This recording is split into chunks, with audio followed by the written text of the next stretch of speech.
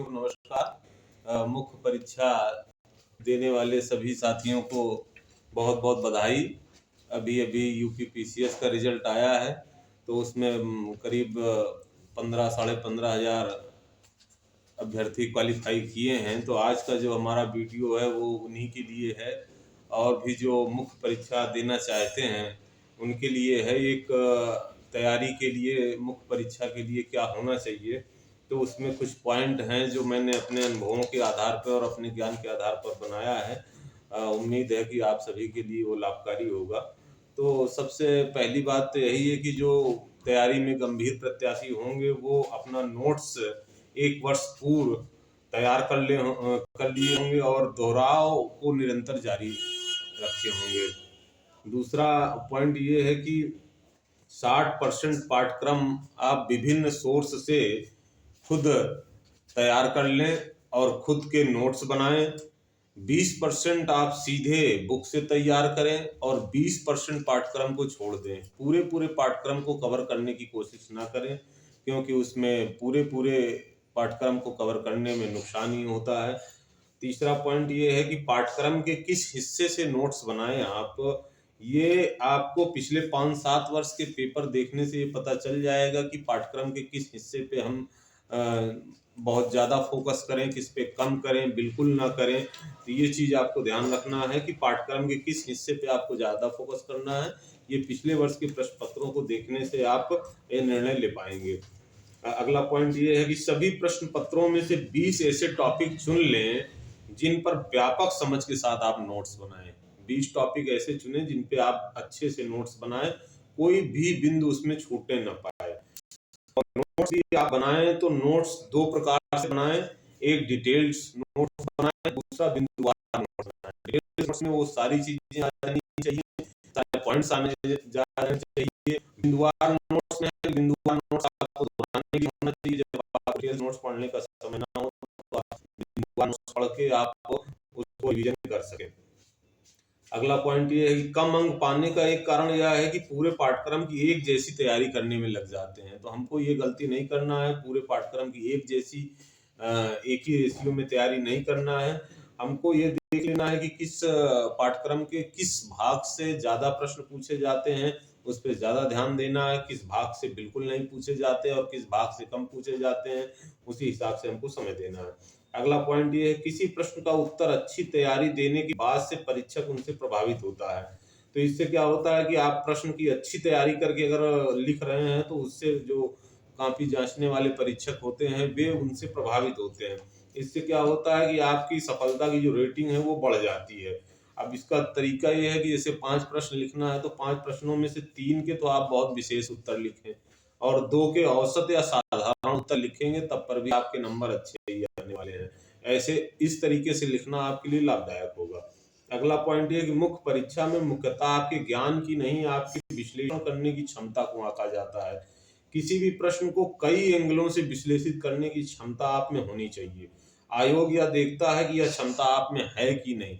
तो प्रश्नों को हर तरीके से आपके अंदर विश्लेषण करने की क्षमता होनी चाहिए। ज्ञान अगर थोड़ा बहुत कम भी है तब पर भी काम उससे चल जाएगा, लेकिन उसको विश्लेषित करने की क्षमता आनी चाहिए।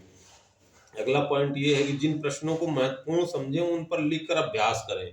वैसे तो आपको आंसर राइटिंग का अभ्यास बराबर ही करना है, लेकिन विषय पर अच्छी पकड़ बनेगी तभी बनेगी जब आप उस पर आंसर राइटिंग करेंगे। गति में सुधार होगा, आपको गलतियों को जानने का मौका मिलेगा और सुधारने का मौका मिलेगा।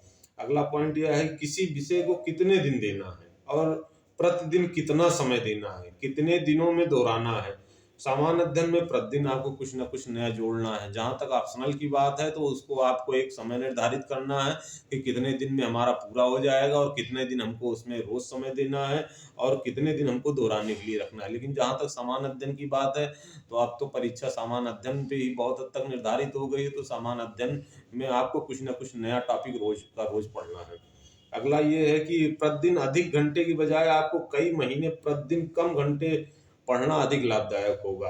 क्योंकि एक उदाहरण भी है कि बूंद बूंद पानी से क्या होता है, जमीन को अधिक गहराई तक वो भिगो देता है। तो आप अगर थोड़ा थोड़ा करके एक लंबी योजना बना के अगर अपनी तैयारी को जारी रखते हैं तो इससे आपको बहुत लाभ मिलने वाला है।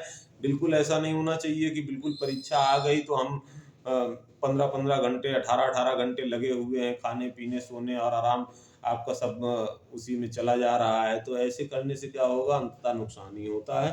तो हम अपनी एक तैयारी की लंबी योजना बना के रखें और उसी हिसाब से काम करें। एक लंबी योजना पे काम करना है तो आपको पढ़ाई के घंटों में कटौती ना करें। भले आपकी तैयारी पूर्ण हो चुकी है, सुधार की गुंजाइश हमेशा रहती है, दोहराने में आलस्य ना करें। आप देखेंगे कि आपके ज्ञान में कुछ न कुछ नया जुड़ता चला जाएगा। आपकी भले तैयारी कंप्लीट हो चुकी है, लेकिन आप उसको करना क्या है कि आपको बराबर उसको दोहराए रखना है। जब भी दोहराएँगे तो आपके दिमाग में, आपके तथ्यों में, आपकी जानकारी में कुछ न कुछ नया जुड़ता चला जाएगा।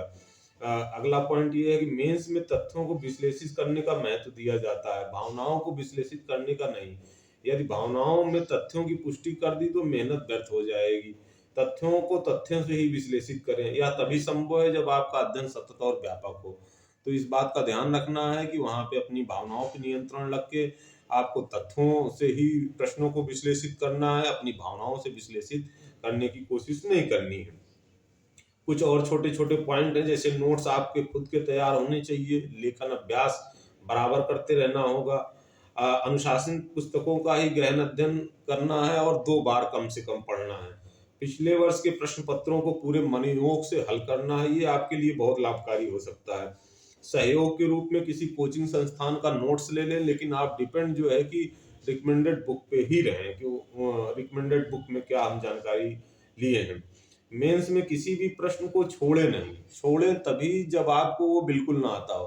अगर आप छोड़ देंगे तो आपको उस पे कोई अंक नहीं मिलेगा, लेकिन अगर आप उस पे कुछ ना कुछ अपना विचार लिखते हो सकता है आपके हिसाब से वो सही ना हो, लेकिन वो परीक्षक को सही लग जाए और उस पे आपको कुछ ना कुछ नंबर अवश्य वो दे देते हैं।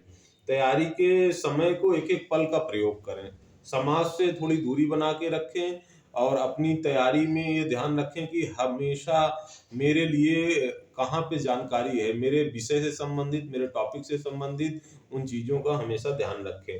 गैर ज़रूरी सामग्री को बिल्कुल भी हाथ नहीं लगाना है, आपको ये डिसाइड करना है कि हमारे लिए सबसे ज़्यादा तो यही डिसाइड करना होता है कि हमें क्या पढ़ना है और क्या नहीं पढ़ना है। सबसे ज़्यादा आपको क्या पढ़ना है, इससे ज़्यादा डिसाइड ये करना होता है कि क्या नहीं पढ़ना है। अगर आप इससे बच गए तो आप बहुत हद तक सफलता के करीब होंगे। आगे बहुत कुछ सुझाव है। अगर आप लोग जो है कि वीडियो को लाइक करते हैं, पसंद करते हैं, तो इसका पार्ट 2 भी बना के मेंस के लिए और भी बहुत सारी जानकारी मैं अपने स्तर से उपलब्ध करवाने की कोशिश करूँगा। साथियों, इसी उम्मीद के साथ धन्यवाद।